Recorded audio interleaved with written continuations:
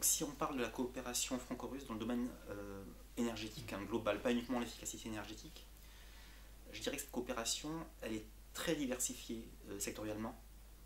Ça va du pétrole et gaz à l'électricité. Une filiale d'EDF gère en Russie un réseau électrique dans une des régions russes, en passant par les réseaux de chaleur. La société Dalkia gère un réseau de chaleur dans une municipalité russe, jusqu'à l'efficacité énergétique qui, elle, recoupe un peu tous ces secteurs-là, et même dépasse le secteur énergétique. Elle concerne aussi la construction, les services environnementaux.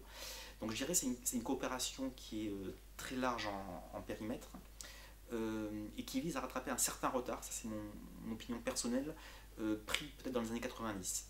Les pays anglo-saxons ont pris de très importantes positions dans le secteur énergétique russe fin des années 90, début des années 2000, y compris d'ailleurs dans le secteur des hydrocarbures.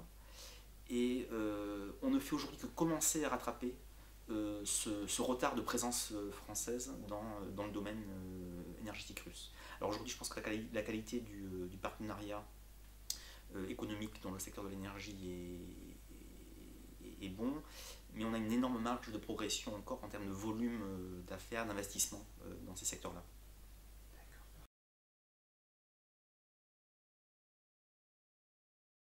Oui, j'ai dit de façon un peu peut-être provocatrice que l'efficacité énergétique c'était l'énergie sans politique.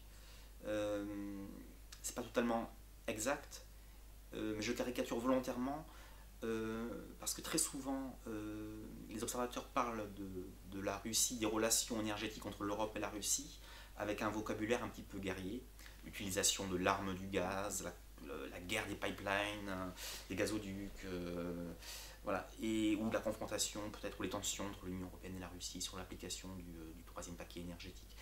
Euh, Justement, dans l'efficacité énergétique, on n'est pas sur des sujets à proprement parler géopolitiques, on est sur des sujets de coopération très concrètes, secteur par secteur, projet par projet, qui font appel à un savoir-faire technologique, à un savoir-faire tout court, et qui nécessitent très souvent des partenariats entre entreprises. Euh, je vais juste vous donner un exemple général, mais j'espère éclairant. Il y a une tradition en Russie qui date de l'époque soviétique, des très grands combinats industriels qui géraient tout, de leur activité industrielle à proprement parler, en passant par le gymnase, les écoles, les patinoires, plein d'activités sociales. Et cette tradition, elle continue aujourd'hui à être assez forte en fait. Et, mais on constate une sorte de changement peut-être d'approche des affaires des grands industriels russes qui se disent de plus en plus, mais sommes-nous vraiment, lorsqu'on par exemple on construit des voitures, sommes-nous vraiment des spécialistes de l'efficacité énergétique, de l'approvisionnement en énergie pour simplement la maintenance du site, et c'est une vraie question parce que l'efficacité énergétique c'est souvent une affaire de spécialistes.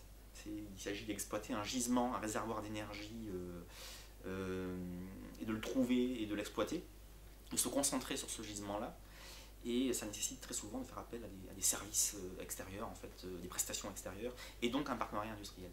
Et la plupart des projets aujourd'hui pilotes, emblématiques en Russie dans ce domaine-là, ils font très souvent appel à un partenariat entre plusieurs entreprises, et le plus souvent possible, bien sûr on essaie que ce soit un partenariat entre les entreprises françaises et russes.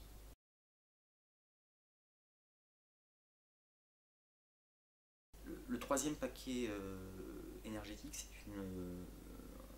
un ensemble réglementaire qu'a mis en place l'Union européenne euh, pour réguler son marché de l'énergie.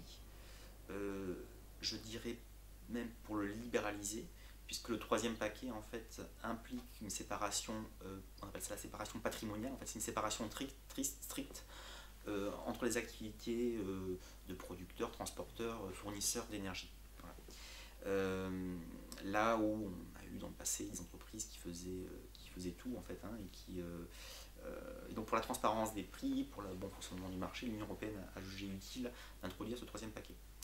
Euh, Alors ce troisième paquet ne concerne que l'Union européenne, il ne s'applique pas à la Russie, c'est une réglementation, on va dire, interne. Mais cette réglementation provoque des crispations fortes côté russe, des inquiétudes fortes, notamment liées au rôle de Gazprom, qui est, on le sait, un producteur le premier producteur de gaz russe, premier fournisseur de gaz russe à l'Europe, et qui a aussi une activité, en fait, une présence dans les gazoducs. Je pense au gazoduc, alors là c'est un gazoduc international entre la Russie et l'Europe, Nord Stream. Demain c'est dans le gazoduc South Stream. Gazprom a aussi une activité de fournisseur de gaz en direct, sur des contrats en direct auprès des industriels en Europe.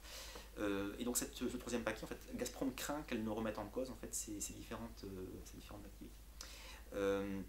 Par ailleurs, ce troisième paquet implique aussi de libéraliser l'accès au gazoduc, d'ouvrir en fait les gazoducs en fait aux différentes sociétés qui souhaitent les utiliser. Gazprom fait valoir, alors je parle du point de vue de Gazprom, tel que je le comprends, en tant que producteur de gaz, Gazprom est amené à faire des décisions d'investissement qui portent sur des milliards et des milliards d'euros pour répondre à la demande gazière européenne. Ces investissements qui se font, qui sont comptabilisés sur un très long terme, sur des dizaines d'années, et qui nécessitent en fait qui justifient d'avoir une assurance des conditions de délivrance au marché consommateur de ce gaz, les plus grandes garanties possibles. Dès qu'il y a un facteur de risque qui est introduit, ça peut avoir un impact effectivement sur l'investissement de ces entreprises. Alors voilà, ça c'est en tout cas je pense, la résumer la vision russe. Et la question aujourd'hui, c'est comment le troisième paquet va être appliqué, parce qu'il est voté, il ne sera, je pense, pas remis en cause. Et c'est peut-être là que se situe, je pense, la voie de dialogue entre la Russie et l'Union européenne, c'est la façon dont on va appliquer ce troisième paquet. En sachant que la Russie est amenée à quand même rester un partenaire énergétique très important de l'Union européenne, et comme je vous le disais tout à l'heure, ces relations, en fait, elles datent pas d'hier, elles datent de l'Union soviétique. Voilà, donc il faut prendre un peu de recul par rapport à la situation actuelle très difficile effectivement en Ukraine, pour se rappeler que ces relations énergétiques avec la Russie, elles ont été initiées pendant la guerre froide. Voilà. Donc on est là vraiment sur un domaine qui nécessite, qui s'inscrit dans un long terme. Et c'est comme ça qu'il faut le traiter, je pense, dans l'intérêt des deux parties, et aussi des pays transitaires, d'ailleurs, l'Ukraine est un important pays transitaire. Et si vous me permettez, je voudrais juste rajouter peut-être une observation. Dans le cadre de la crise actuelle, on a parfois tendance à présenter l'interdépendance énergétique comme un problème. Voilà, l'Europe dépend du gaz russe. En fait, la Russie dépend aussi des revenus liés aux exports de gaz. Moi, je pense qu'il faut se poser la question, que ferait-on s'il n'y avait pas cette interdépendance énergétique? Est-ce qu'on n'aboutirait pas à des positions encore plus dures de confrontation? Et je pense que c'est justement ce lien qui existe, qui nous oblige en fait à discuter, à nous fâcher peut-être, mais à discuter et au final à nous entendre. Et si ce lien-là n'existait pas, je pense qu'on aurait une base de relations moins forte, un intérêt moins important à s'entendre. Voilà, donc je pense que cette indépendance, en soi, elle est bonne. L'excès d'interdépendance, bien sûr, est toujours mauvais. Il ne faut pas dépendre d'un seul fournisseur. Et la Russie le montre aujourd'hui qu'elle ne veut pas dépendre que de l'Union européenne pour acheter son gaz. Elle veut aussi le vendre à la Chine, par exemple. Par contre, l'interdépendance en soi n'est pas un problème.